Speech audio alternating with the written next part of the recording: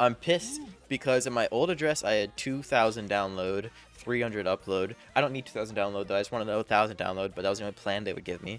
Actually, there's a whole story leading up to that, but I don't need to reignite my anger for Xfinity.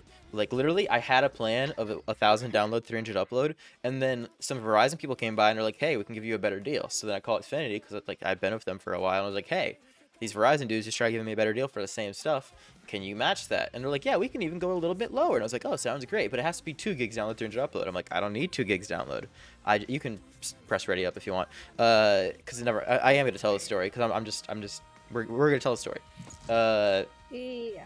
Then I'm like an hour and a half later, I do my speed test and I'm getting 2 gigs download, but I'm only getting 50 uploaded. And I'm like, hold up. I pay you guys for my 300 upload. I don't care about the 2 gigs download. I want my 300 upload. I call back and they're like, "Oh yeah, this plan's only 2 gigs download, 50 upload."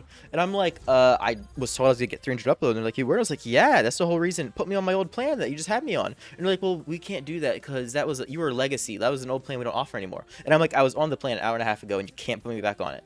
And they're like, "Well, we can upgrade you to the one with 300 upload, but we can give you like $25 credit off for this month, and then call back on the 19th of whatever month it was. I don't remember. I think it was May, whatever. I called back and they're like, "Call back on this day and then we'll have a thing on your account and you'll have a permanent discount going forward." I called back on that day. The person on the phone says, "Oh yeah, I see a note on your account, but yeah, that doesn't exist. We can't just give you, there isn't anything like that going on."